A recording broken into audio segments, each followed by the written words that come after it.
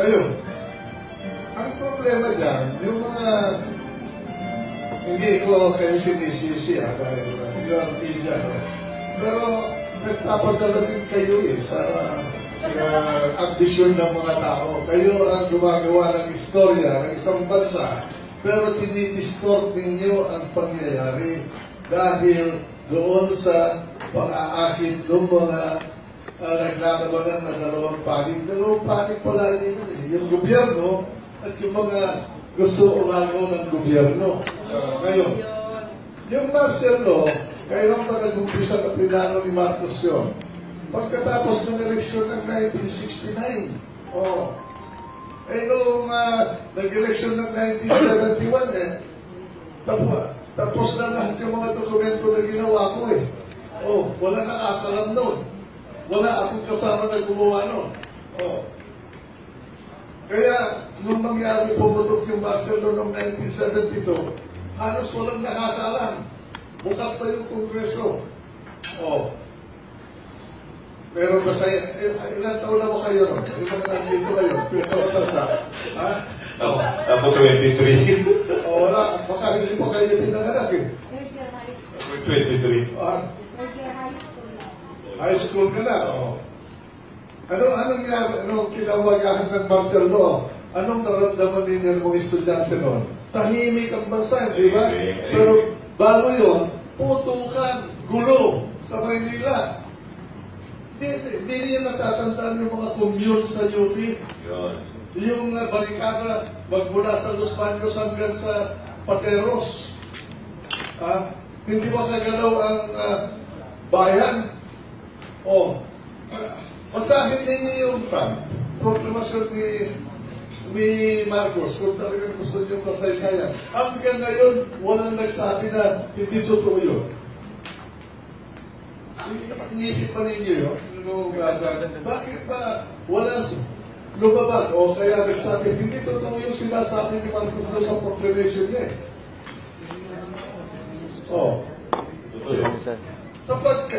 Sapagkat yun ay pangyayari. Nandiyan pa sila Nelson Navarro, nandiyan pa yung sila kung sino-sino na mga aktibo ng mga kabataan noon. Nagkawili, buhay pa sila.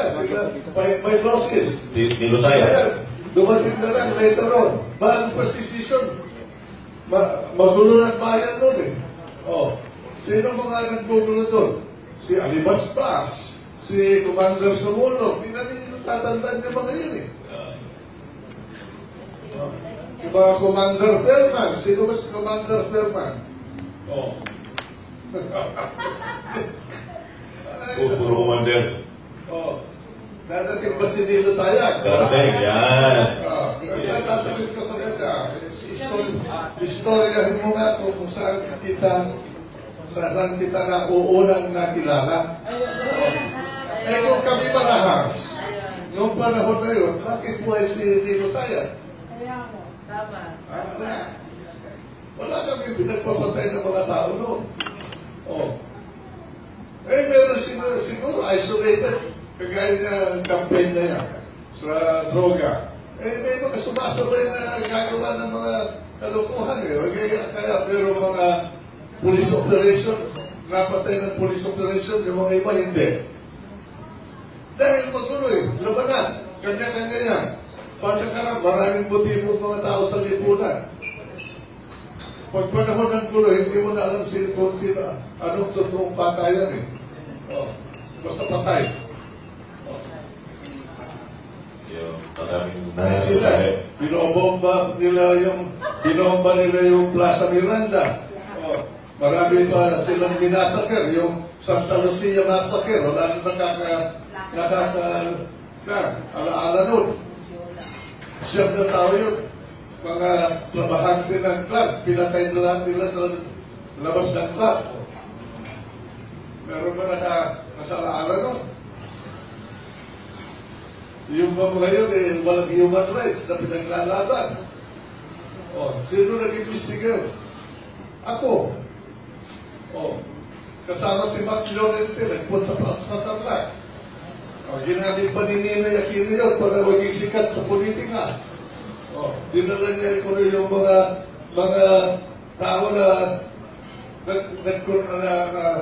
nagsasalita ng katotohanan sa kanya na sila saksi, pero nung inimbestiga natin, parang pangpat naman, hindi naman totoo. Ayun ba, pinatay namin? Hindi. Yung mga ipinayin sa amin ng mga witnesses na rin, nandun sa Isabela, doon namatay, na naging farmer sila. Sino kasama ko na pupunta sa Tarlac para sa harapin nyo ba ngayon? Si Roses, Alex Belchor, at ako. Tatlo, patay na. Si Alex, si Max Llorente, at si Chino Roses. Anong sinakyan namin? Single engine. Aeroplano. Yung, ano ba yun? P-17 ba yun? So kami sa Servillano, Aquino, Airstrip, Dumapo. Kaya, nakakatawa ako din sa mga kabataan dahil nalilin lang sila, naloloko sila ng manloloko. Tayo ngayon nagtagaya tayo ng Cuba.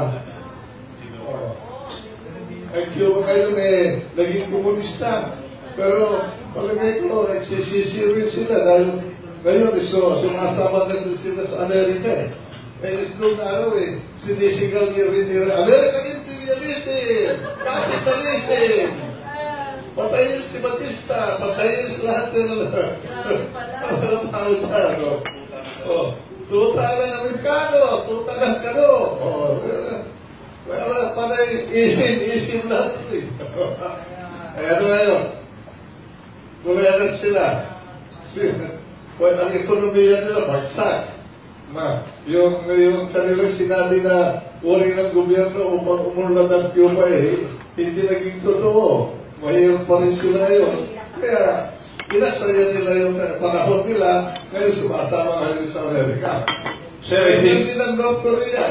Sir, I think the reason why... Pero yung mga ideologues na tinatawag, ayun iba ang ginagamit nila yung mga maiingay, yung mga magagaling magsalita, sumula, para sa gano'n, maging propagator nila, propagandista nila. Pero ngayon, nasa na lahat yun. Wala.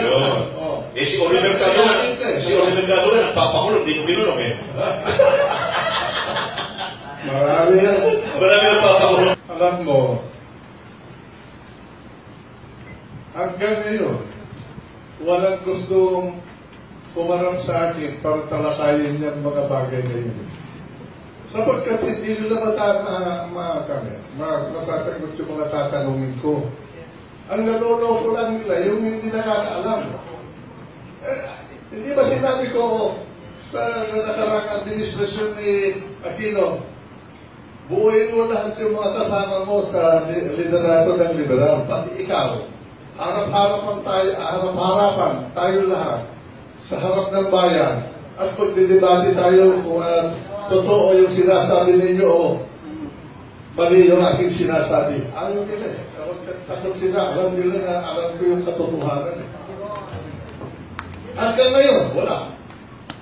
Kung mali yung ginawa ng Marcos, mali yung ginawa namin, hindi ko sinasabi niya, walang nagpalabis doon sa kapangyarihan na itinatag ni Marcos. Pero hindi, kagaya ngayon, marami nagbabalabis kahit na panahon ni Noy Aquino, panahon ni Gloria, panahon ni Era, panahon ni Mayor Ramos, panahon ni Tory, lalo na nun. Maraming nagbalabis. Yung pagkatapos ng EDSA 1986, ano nangyari? Yung mga kinuha nila ng mga ari-arian kuno ng mga kroni ni Marcos, nasan yun? Napunta ba sa bayan yun? O napunta sa bulsa ng mga politiko? Kaya, hanggang ngayon naantay ko kung totoo yung mga na-rape na yan, na-torture na yan. Bakit hindi lang pangalanan yung mga gumawa ng rape, gumawa ng torture, gumawa ng anumang ibinibintang nila? Bakit hindi walang kaso ni final dito? Kahit isang sundalo man lang. Wala na, hindi na masasabi na, wala. Nandiyan si Marcos, nandiyan si Enrile, kung tatakpan nila yan. 1986, umalis na si Marcos. 1986, wala na ako sa Executive Department. Nag-design na ako sa Department of Defense. 1986 hanggang ngayon, ilang taon niya? 30 years? Oh, 30 years. 30 taon, 3 dekada. Wala naman nag-file ng isang kapiranggon man lang na bintang. Oh. Ganito mangyari. Sapagkat alam nila na yung ginawa ni Marcos sang-ayon sa saligang batas eh. Palpin mismo sa Korte Suprema sinabi, tama yun. We take judicial notice na may revolusyon sa Pilipinas, may rebellion. Oh. Eh yun eh, hindi na nababanggit yung mga yun. Pero pa yung mga nangyayari po. Ayun na ito. Oh. Papawain po, bata pa ka naman kinukwento niyo. Pero, ano ako, fast forward. Sa mga nangyayari po ngayon na samot-saring patayan, lantarang pagpatay, pagkuha sa mga alleged, mga drug dealers so far, conditioning the minds of our youngs na talagang magulo. Magmabasya ba, sir? Ganito. Alam mo, ano ba ang unang kapangyarihan na bakit ba nagtatatag ang 1,000 ng tinatawag na gobyerno? Government. Bakit? Sapagkat alam nila na pag walang gobyerno, magulo ang bayan. Diba? Patayan. Ngayon, ano ang unang kapangyarihan ng gobyerno natin sa saligang batas? Suppression of lawless violence. Ano ba yung lawless violence? Kung ano man violent action kontra sa lipunan ay kailangan isuppress ng gobyerno. At anong gagamitin ng gobyerno upang isuppress yung lawless violence na yan? Pulis at saka kung kailangan militar. Di ba? Yun. Ngayon, ano ang nangyayari ngayon? Lahat ng mga operation na yan, police operation yan. Ano ibig sabihin ng police operation? Para ipairal ang mga batas ng bansa at kaninong kapakanan yung ang nag-uutos upang ipairal ang batas sa lipunan, lalo na yung mga criminal laws. Ang kapakanan ng lipunan, ng sosyedad, ng komunidad. Hindi kapakanan ni President Duterte o kapakanan ni Talpulano, kundi kapakanan ng people of the Philippines. Kung walang gagawa niya, ano mangyayari sa ating bayan? Anarkiya, yung ayaw ni Chief Justice Sereno. Pero kung anarkiya na, ang nangyayari na, ibig yan walang gobyerno. O, magkakaroon ng gobyerno ulit pag ginamit mo yung batuta para maging tumahimik ang bansa. Ngayon, sa operasyon o pagpatahimikan ng bansa, mayroong nagsasamantala dyan. Hindi mo maiwasan yun eh. O, baski pa sabihin mo tayo lahat, kailangan maging santo, meron din magiging hunas. Diba? Kung gamitin natin ang Biblia, o. Kaya, yung mga naman mirror, yung mga Sanhedrin, na tinatawag ng Biblia, pumapalagpag sila pag may nag-aaway, lalo na kung yung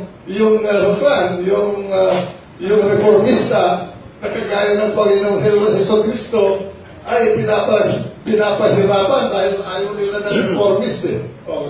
Yan ang nangyayari niyan. Magmula pa nung panahon ni Adan hanggang ngayon, ganyan. Oh. Ngayon, so ngayon, nakikita nila na iba itong gobyerno na gumagamit ng karahasan o pagsulpuin ang karahasan sa lipunan. Ngayon, kung dasal na gagawin natin, yung pangkaraniwan na sistema ang gagamitin mo, sa laki ng problema na yan, hindi mo masusulpo yan. Kaya gagalit siya talaga ng pwersa ng bansa. Pero yan pwersa ng bansa at yan, utos na gamitin yung pwersa ng bansa na yan, ay nasa saling ng batas yan. Hindi niya sariling desisyon yun. Kaya nakita mo si President Duterte, abogado yan, alam niya yun eh. Kaya sinasabi niya, o sige, human rights. Punta kayo rito, tingnan ninyo ang lipunan ko kung kaya ninyong patahilikin. Oh. Ganon din ang ginawa namin nung Marcel Law. Pero iba ang style namin eh. Ang ginawa namin, nagdeklara ng presidente ng Marcel Law. Linibor lahat ang mga baril sa buong bansa, kaya tumahimik. Walang exception. Oh, dinisarma namin ang buong bansa. Oh. Kaya naman tatapag ng mga lumalaban sa gobyerno ngayon dahil may mga baril sila. Kaya, di ba? Tuwing police operation, may ginagamit na baril. May baril sila. Pati yung si Odicta na yan eh, may baril, may mga bodyguards. Oh. Anong ginamit para patayin si Odicta? Baril. Anong kasama niya para maglakbay? Baril. Oh. Yan bang mga tao na yan ay gagalaw kung wala silang mga baril? Kaya ginawa namin, ang inuna namin, baril. Isa lang ang binaril namin noong Sabado na yun. At yun eh si, anong pangalan nun? Limseng. Limseng. Ha? Limseng. Si Limseng. Oh. Pati yung mga kasama niya, hindi na nanatala yun. Tatlo sila eh. Pero, palaitsik ang tinepot namin. Tepok. Oh. Hindi namin nagsaya mga bala. Pero disarmado ha. At saka yung mga baril na yun, naka-inventaryo noong mga panahon na yun. Oh. Alam mo, ano ba ang pag sinabi sa iyo federalismo, anong bansa ang nasa utak mo? Amerika. Amerika. Kayo. Anong uri ng gobyerno ang mayroon ang Amerika? Federalismo yan, ha? Anong gobyerno nila? Ha? Demokrasya. Anong gobyerno nila? Demokrasya rin. Federal. Democratic government. No.